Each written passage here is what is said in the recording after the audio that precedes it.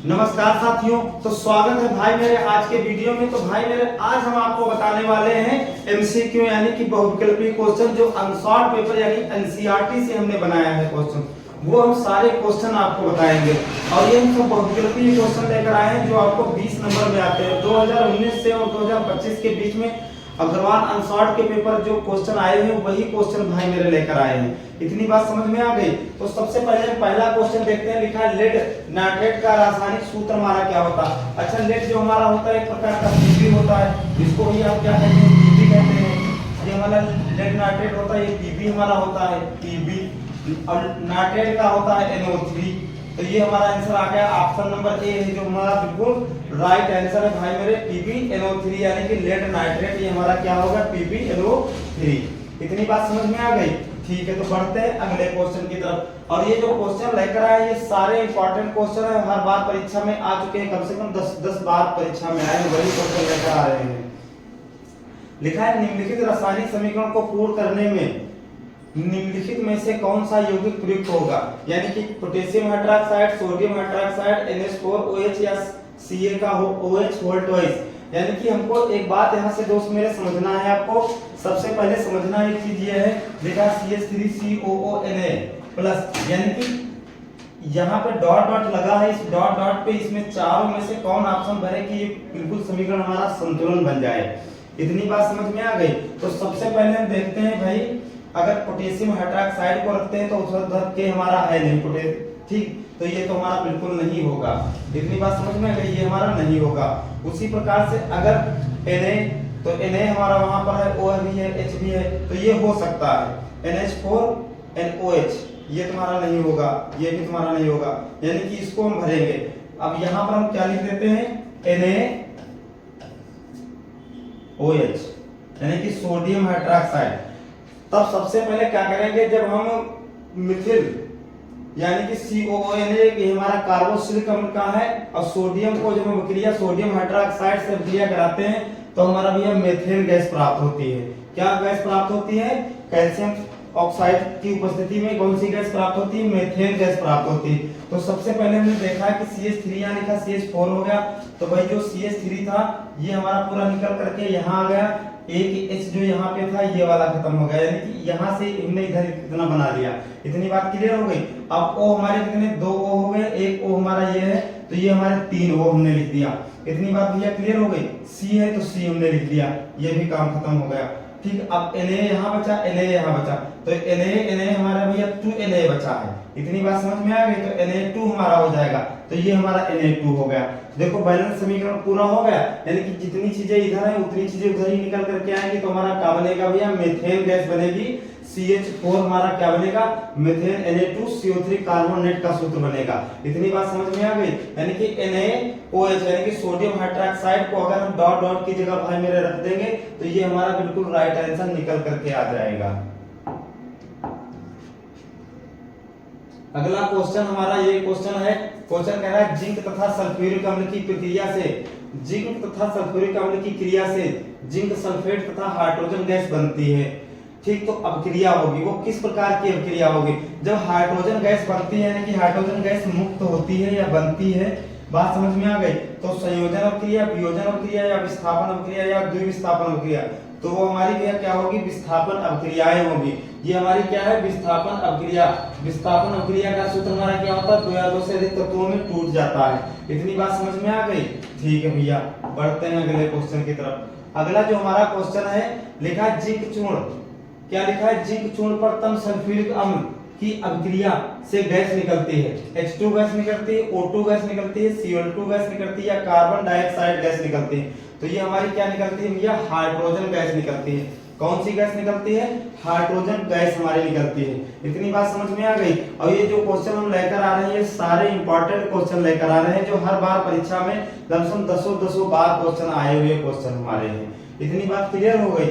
ठीक है, तो बढ़ते हैं अगले क्वेश्चन की तरफ। अगला क्वेश्चन है, ये भी हमारी अभिक्रिया है। देखा निम्नलिखित में से कौन सी एक दहन अभिक्रिया है। अच्छा, दहन अभिक्रिया हमारी अभिक्रियाएं भैया होती क्या हमारी है, दहन अभिक्रिया वो अभिक्रियाएं होती हैं जो कार्बन और ऑक्सीजन की उपस्थिति में जलती है। क्या जलती है, कार्बन और ऑक्सीजन की उपस्थिति में जलती है और उष्मा और प्रकाश बाहर निकलता है। क्या प्रकाश और उष्मा बाहर निकलता है। बात समझ में आ गई। ये तो हमारी क्या हो गई, दहन अभिक्रिया हो गई। दहन अभिक्रिया को हमने डिटेल में भैया नेक्स्ट वीडियो में बता चुके हैं कि दहन अभिक्रिया हमारी होती क्या है। तो सबसे पहले एक बात हमारी बात समझ लीजिए कि अभिक्रियाएं हमारी किसी भी प्रकार की कोई भी क्वेश्चन हो, कैसा भी क्वेश्चन हो, उसको डीपली से समझना जरूरी है कि ये क्वेश्चन हमारा कह क्या रहा है। जब क्वेश्चन हम समझ जाएंगे क्वेश्चन हमारा कह क्या रहा है, हम आसानी से लगा सकते हैं। बात इतनी क्लियर हो गई। तो सबसे पहले यहाँ पर जब हमने देखा एक दहन अभिक्रिया, कौन सी दहन अभिक्रिया है, तो दहन अभिक्रिया का सबसे पहले हमने आपको याद करवाया है कि जब कार्बन और ऑक्सीजन की उपस्थिति में जलता है, दहन होता है, तो हमारी दहन अभिक्रिया होती है। उष्मा और प्रकाश बाहर निकलते हैं। इतनी बात क्लियर हो गई। तो सबसे पहले देखिए ये तो सोडियम हाइड्रोक्साइड हो गया, तो गलत हो गया पहले से ही। ये CH4 मेथिल, ये भी तुम्हारा गलत, सूर्य के प्रकाश की उपस्थिति में गलत। CH4O2 ये ऑक्सीजन की उपस्थिति में हो सकता है। कार्बन डाइऑक्साइड है प्लस H2O जल हमारा है, ये उष्मा एवं प्रकाश बाहर निकला। तो ये हमारी भैया क्या हो सकती है, ये हमारी दहन अभिक्रिया है। इतनी बात समझ में आ गई। हमने डायरेक्टली ये चीज हो सकती कार्बन O2 और अभिक्रिया, ये अभिक्रिया हमारी हो गई, ये दहन अभिक्रिया हो गई। यहाँ पर CO2 बनकर बनेगा और ये हमारा प्रकाश बाहर निकलेगा, प्रकाश और प्लस उष्मा हमारा बाहर निकलेगी। इतनी बात समझ में आ गई। तो देख लीजिए इसमें भी उष्मा और प्रकाश बाहर निकल रहा है, ये और जल भी बाहर निकल रहा है। कार्बन डाइऑक्साइड हमारा बन रहा है, क्योंकि मान लिया जाए कोई गीली चीज है तो उसमें जल बाहर निकलेगा भाई मेरे कि नहीं निकलेगा, इसीलिए उसमें जल बाहर निकल गया, क्योंकि इसमें मीथेन और ऑक्सीजन की उपस्थिति में और कार्बन डाइऑक्साइड को मिला करके और जल, ये हमारा अभिक्रिया हो गई। तो ये हमारी भैया क्या अभिक्रिया हो गई, कौन सी अभिक्रिया दोस्त मेरे हो गई, यानी कि ये हमारा मीथेन कोई वस्तु हो गई, ये ऑक्सीजन की उपस्थिति में जल गया, तो ये हमारा कार्बन डाइऑक्साइड बन गया और जल हमारा बाहर निकल गया, उष्मा एवं प्रकाश बाहर निकल करके आ गया। इसी को हम भैया कहते हैं कौन सी, दहन अभिक्रिया कहते हैं। बात क्लियर हो गई, ठीक है। अगला क्वेश्चन लिखा है Zn प्लस H2SO4 यानी कि जिंक और शांत सल्फ्यूरिक अम्ल की जब अभिक्रिया करते हैं तो ZnSO4 प्लस H2।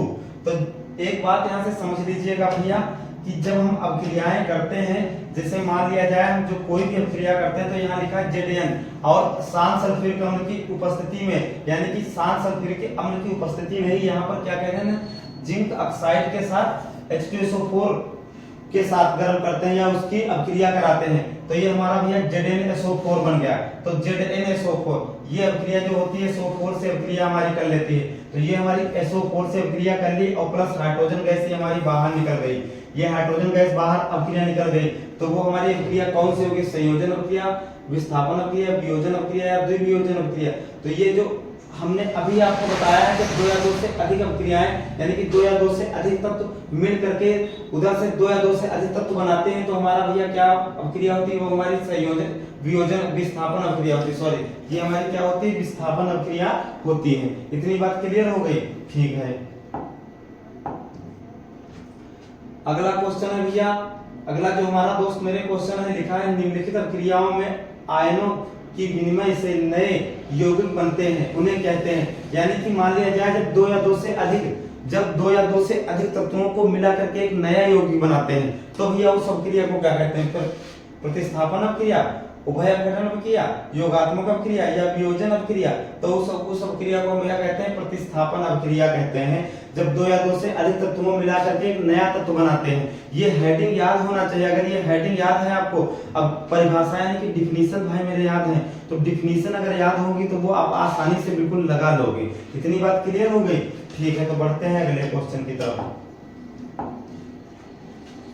अगला जो हमारा क्वेश्चन है, ये आप क्वेश्चन हम होमवर्क दे रहे हैं, ये क्वेश्चन आपको बताना है कि रासायनिक अभिक्रिया CuSO4 प्लस Fe, अभिक्रिया का चिन्ह FeSO4 प्लस कार्बन, ये हमारा बाहर निकल गया, तो संयोजन अभिक्रिया है, विस्थापन अभिक्रिया है, अपघटन अभिक्रिया है या उभय अपघटन अभिक्रिया है। ठीक है, ये आपको बताना है हमारा, ये आपको बताना है। बात समझ में आ गई,